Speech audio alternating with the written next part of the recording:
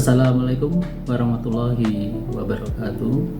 Perkenalkan, nama saya R. Haryo Patmoyo, Sarjana Pendidikan Magister Olahraga, dosen dari Prodi Pendidikan Jasmani Kesehatan dan Rekreasi Universitas Dr. Nugroho Magetan dengan NIDN 07 06 02 83 02. Saya bertugas di Prodi Pendidikan Jasmani Kesehatan dan Rekreasi Universitas Dr. Nugroho Magetan sejak tahun 2015 dengan mata kuliah yang saya ampu renang 1, kode mata kuliah MKK 331 dengan SKS 2 SKS. Capaian pembelajaran atau CP, mahasiswa memiliki pengetahuan memahami konsep dasar olahraga renang, pembelajaran olahraga renang, dan dapat melakukan teknik renang gaya dada maupun gaya bebas. Capaian pembelajaran lulusan CPL dengan kode CPL yang pertama, sikap S9, menunjukkan sikap bertanggung jawab atas pekerjaan di bidang keahliannya secara mandiri.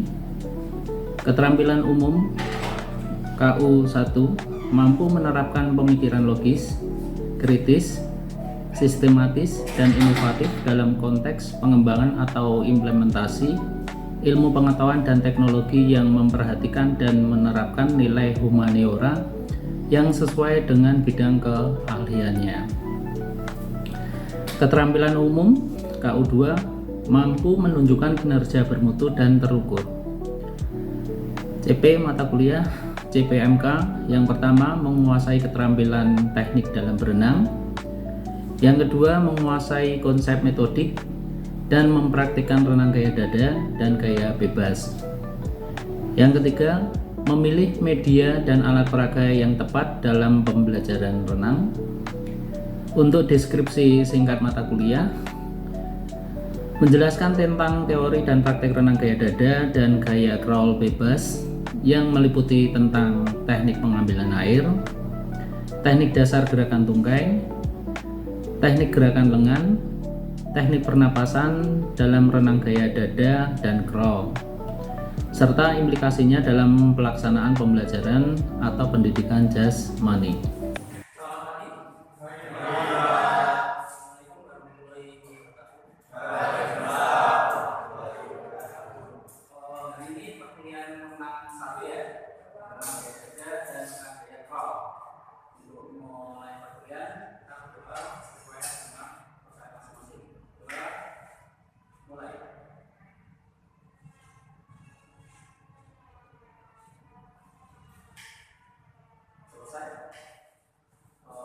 Silakan saudara presentasi dulu, nanti muter semuanya. Oke, renang 1 olahraga renang.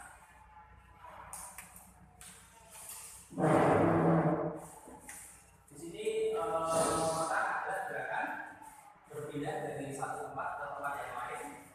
Secara cepat menggunakan gerakan tungkai atau gerakan lengan. Lengan apa tangan? Lengan. Kalau tangan ini aja ya.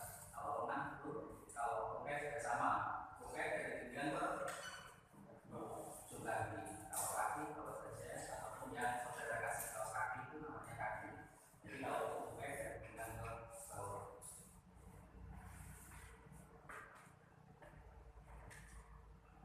Oke, di sini olahraga renang mulai sejak abad 19 di London atau di Inggris pada tahun 1873, ditemukan oleh John Arthur Blackstone.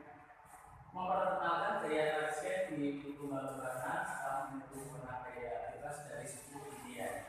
Jadi kan sejarahnya berawal dari suku tertentu berbeda dari tempat satu ke tempat lain karena terkadang oleh perairan. Untuk sejarah perkembangan yang dapat diikuti yaitu dari Kota Bandung, merupakan kota yang mengawali kegiatan olahraga renang di Indonesia. Hal ini dibuktikan dengan pembangunan kolam renang di Sinarmas pada tahun 1904. Ini renang salah satu cabang olahraga yang dilombakan sejak Olimpiade Athena 1996 untuk nomor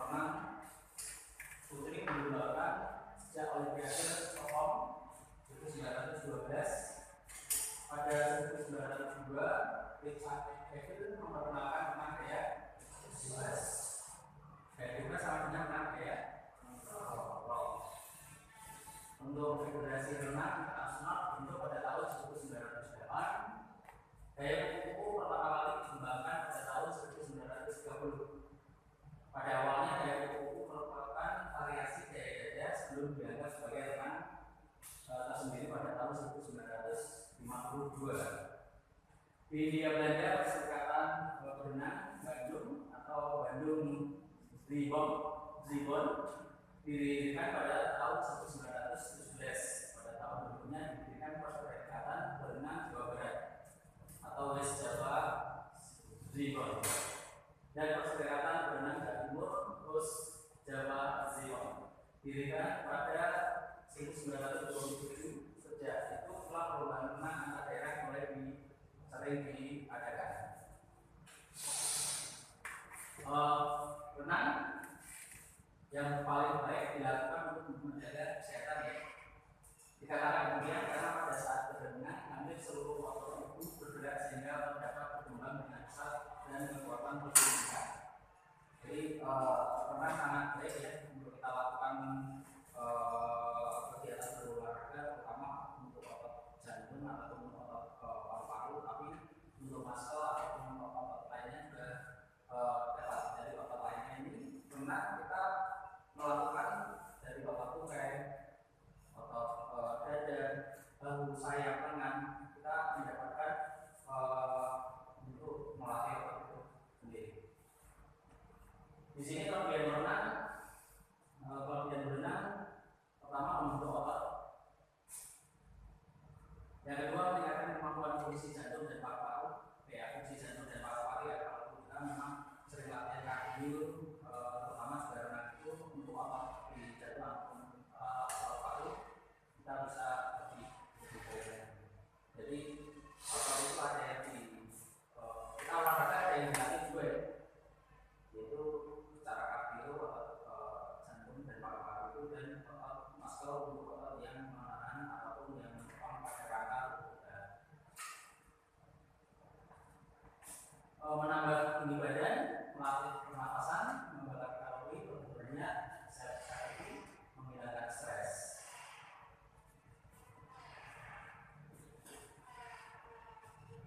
Yang berikutnya kita pada waktu berenang sebelum memasuki praktek atau materi pada renang itu sendiri, kita harus ada materi untuk pengenalan air. Teman-teman juga sama nantinya pas pada waktu mengajar di sekolah ataupun minta les, ada yang privat juga. Jadi teman-teman juga bisa mengenalkan dulu dari karakter air, terutama anak usia dini ya. Jadi ada yang orang tua ingin anaknya bisa berenang ya, mungkin TK atau SD ya. Mungkin juga mereka belum tahu bahwa air itu seperti apa. Jadi kita harus memperkenalkan karakter air itu terhadap siswa atau anak didik. Yang pertama mengajarkan perbedaan berat di darat dan di air. Jadi perbedaannya seperti apa sih kalau di dalam air sama di luar air? Sama kita jalan di darat kan nggak ada bahan kan? Karena kalau memang di darat soal di air kan pasti ada silangan air itu. Yang berikutnya menghilangkan rasa takut terhadap air.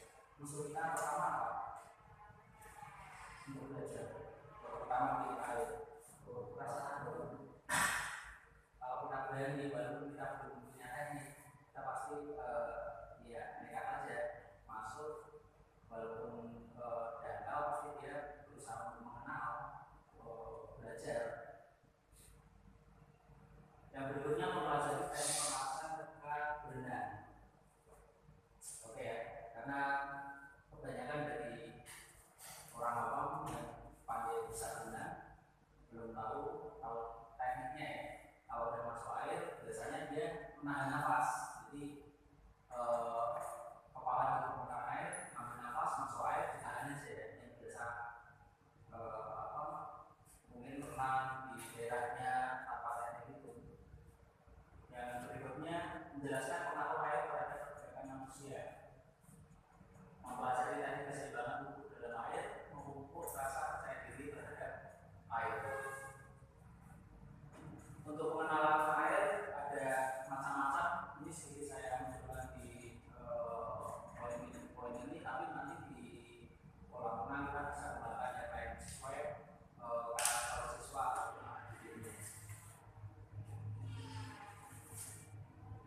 Yang pertama bisa kita memposisikan dari peserta didik itu duduk di tepi kolam, mengenalkan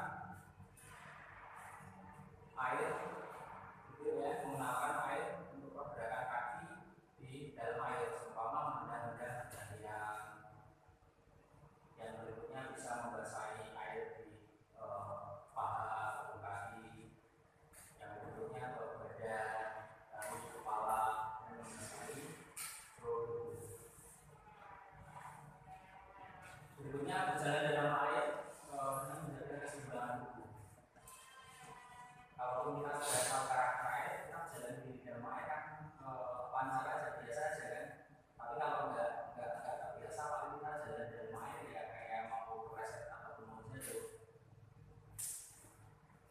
Berikutnya latihan pernapasan dalam air dengan mengambil nafas di udara, kemudian masukkan kepala ke dalam air, buang nafas di dalam air. Jadi kita masuk dalam air harus buang nafas. Jadi oksigen kita keluarkan jangan sampai habis, kalau itu 30% masih ada, dan kita kepala keluar mengambil oksigen, baru masuk lagi buang nafas lagi. Untuk nafas kita buangnya lewat mulut atau hidung. Kalau buangnya kita lewat dua-duanya ya, mulut dan hidung ya. Kalau tarik nafasnya mulut, lewat mulut, lewat mana kira? Mulut. Latihan mengatur di tepi kolam dengan posisi badan terlentang. Nanti kita bisa praktek secara langsung bagaimana cara belajar untuk mengatur dengan posisi akurat ya, mengatur, menjulurkan, dan tambah untuk perlahan sampai dengan surat. Latihan mengatur dapat dilakukan dengan menggunakan alat atau penggunaan di kolam. Latihan mengaturnya, tapi tanpa sentuh bibir kolam, kita mengatur dengan menjongkokkan pegang kaki, kita dengan oksigen, badan kita sedang mengatur naik ke atas, baru kita bisa menjulurkan kedua lengan dan kedua kaki. Yang berikutnya pengenalan air. Tujuan tersendiri dari aktivitas pengenalan air adalah untuk membiasakan bergerak dalam air agar pernah dapat merasakan pengaruh pergerakan tubuh manusia, agar pernah dapat merasakan pengaruh nafas di dalam air, agar membiasakan diri mengontrol keseimbangan tubuh di dalam air, meningkatkan rasa keberanian ketika di dalam air. Untuk peralatan teman-teman ada beberapa yang harus saudara ketahui di sini ya, tapi yang saya wajibkan untuk perkuliahan mata kuliah kali ini yaitu personal ataupun swim. Yang kedua kacamata renang. Kenapa kacamata renang? Karena di kolam renang kita nggak tahu bahan airnya ya, campurannya ya, kalau murni masih mendingan kan, tapi kalaupun airnya itu banyak campuran alkoholik, nanti mudah iritasi di mata teman-teman. Jadi saya harap teman-teman di perkuliahan renang ya juga punya kacamata renang. Berikutnya topi renang ataupun swim cap. Tujuannya apa? Tujuannya untuk topi renang terutama yang perempuan, rambutnya panjang kan. Jadi kita bergerak dalam air nanti mempengaruhi dari yang datang karena rambutnya mengganggu ya. Jadi jika ataupun pakai swim cap, jadi bisa mempengaruhi curah. Yang berikutnya papan pelampung ataupun kickboard. Mana papan pelampung? Yang warna oranye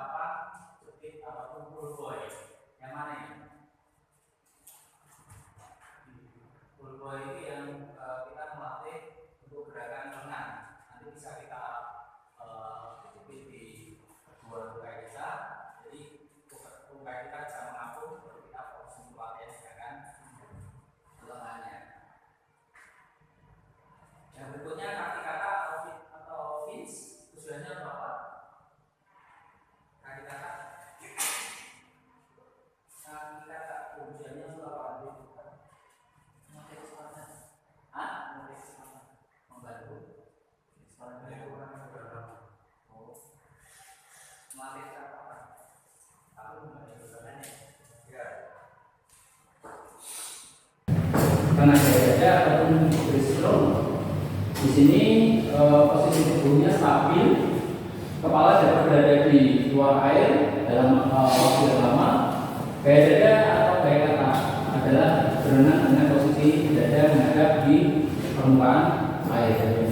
Untuk gerakan kakinya, kedua kaki digerakkan terus-menerus menirukan gerakan kaki pada kakak ketika berenang. Jadi gerakan kakinya menarik, mendorong, dan menutup secara kuat dan terus-menerus. Untuk kaki digerakkan memutar keluar, bawah, ke dalam, menutup, dan backup lagi. Dari kaki yang dilakukan mulai dari ujung kaki, ditarik ke kaki pangkat, keluar ke samping, dan menutup secara kuat. Untuk gerakan tengah, mengayun keluar, kayunan keluar dilakukan secara serentak dengan berpusat pada bahu, melakukan gerakan tes saat tangan keluar dari garis bahu. Mengayun ke dalam, telapak tangan gerakan menarik air ke bawah, gerakan pull ke dalam dan berakhir di bawah kepala. Untuk gerakan kakinya, lengan diluruskan secara serentak ke depan. Jadi gerakan lengannya berbeda. Dari lengan lurus ini dimulai membuka kedua telapak tangan dan menarik ke arah belakang, mendorong ketemu di dada, baru dijulurkan. Tarik, ketemu, julurkan. Tarik, ketemu, julurkan. Dan untuk gerakan mengambil nafasnya, pengambilan udara dilakukan pada saat lengan melakukan gerakan tarikan air keluar sampai belakang, sampai samping. Udara dikeluarkan pada saat lengan berada pada posisi menjulur depan. Udara dihirup melalui mulut serta buang melalui mulut dan lubang hidung secara bersamaan. Jadi mengambil nafasnya untuk gerakannya tarik bersamaan kepala keluar ataupun leher yang menggerakkan kepala menghadap ke arah kepala. Tarik, ambil nafas, kemudian kepala tunduk, julurkan. Tarik bersamaan kepala keluar, kemudian tunduk, julurkan. Julurkan. Julurkan. Julurkan.